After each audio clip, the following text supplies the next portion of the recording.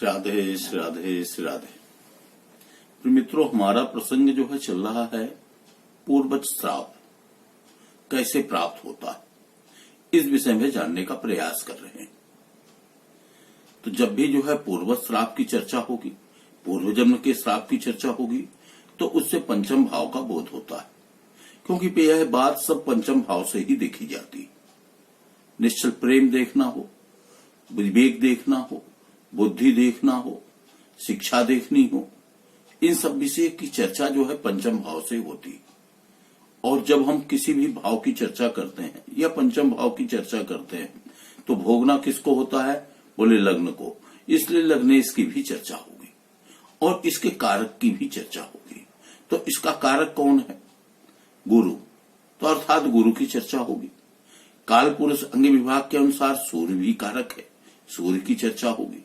लेकिन जब हम जो है मातृश्राप की चर्चा करेंगे, क्योंकि पितृश्राप की हमने चर्चा कर चुके, इसलिए जो है हम मातृश्राप की चर्चा करते हैं।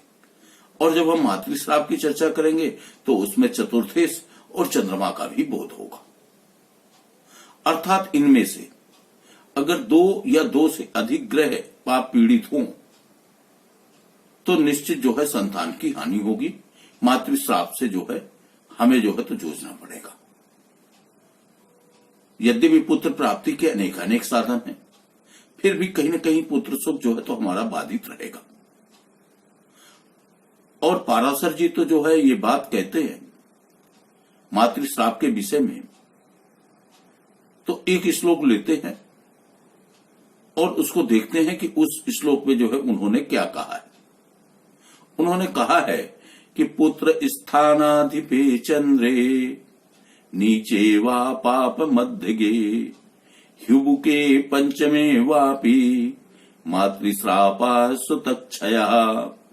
अर्थात पुत्र स्थानाधिपे चंद्रे, पुत्र स्थान का स्वामी और चंद्रमा यदि नीच हो, नीच राशि में स्थित हो, और पाप मध्यगे, पाप ग्रहों के मध्य में हो, हिब के पंचमे वापी, और इसी तरह से जो है चतुर्थ और पंचम, हिबुक चौथा स्थान, अर्थात जो है चौथा और पांचवा स्थान भी जो है पाप पीड़ित हो, तो मातृश्रापा सुतक्षया, माता के श्राप से जो है सुत की हानि होगी।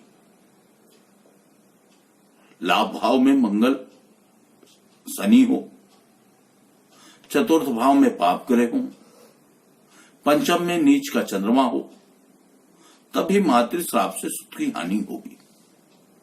पंचमे त्रिक में हो, जब हम त्रिक कहेंगे तो 3 भावों का बोध होता है, 6, 8, 12, अर्थात इन 6, 8, 12 भावों में लग्नेश नीच में हो और चंद्रमा पाप ग्रहों से युक्त हो, तो मातृश्रापा सुतक्षया, माता के श्राप से सुत की हानि होगी। पंचमेश त्रिक में हो, अभी हमने बताया कि त्रिक जो है जब हम कहेंगे तो 3 भावों का बोध होगा, अर्थात 6, 8, 12 इन भावों में, और चंद्रमा पाप ग्रह के नवमांश में हो, लग्न पंचम में पाप ग्रह की स्थिति हो, तो संतान मातृश्राप से संतान की हानि होगी।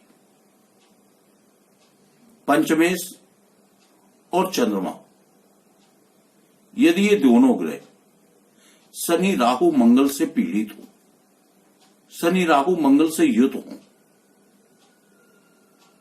और नवम या पंचम में पाप ग्रह हो, तो मातृश्रापा सुतक्षया, मंगल चतुर्थेश हो, शनि राहु से युत हो, पंचम और लग्न में सूर्य चंद्रमा हो,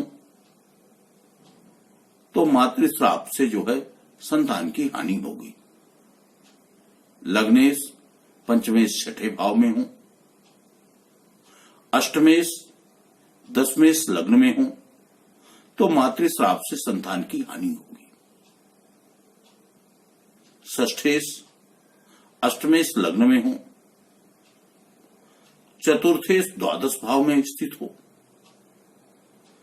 चंद्र गुरु पाप ग्रहों से युत हों,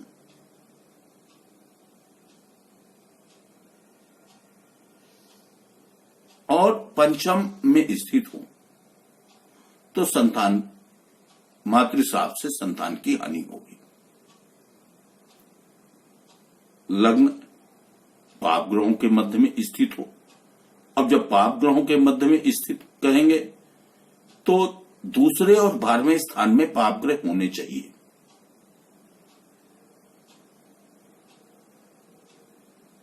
अर्थात पाप कर्तृ योग में हो, चंद्रमा क्षीण हो, चतुर्थ पंचम में राहु शनि हो तो मातृश्रापा सुतक क्षया। अष्टमेश पंचम में हो, पंचमेश अष्टम में हो, चतुर्थेश और चंद्रमा ये दोनों ग्रह त्रिक भाव में स्थित हो। त्रिक भाव अर्थात 6, 8, 12 इन भावों में स्थित हो तो मातृश्राप से संतान की हानि होगी। और यदि कदाचित कर्क लग्न हो और कर्क लग्न में मंगल राहु स्थित हो, चंद्रमा शनि पंचम में हो, तभी मातृश्राप से संतान की हानि होगी। मंगल राहु गुरु यदि द्वादश भाव में स्थित हो, शनि चंद्र पंचम में हो तो मातृश्राप से संतान की हानि होगी। लग्न पंचम अष्टम द्वादश भावों में यदि जो है मंगल राहु सूर्य शनि स्थित हो और चतुर्थेश लग्नेश दुष्ट स्थानों में हो, दुष्ट स्थान 6, 8, 12 इन स्थानों में हो तो मातृश्रापा सुतक क्षया, मातृश्राप से जो है संतान की हानि होगी।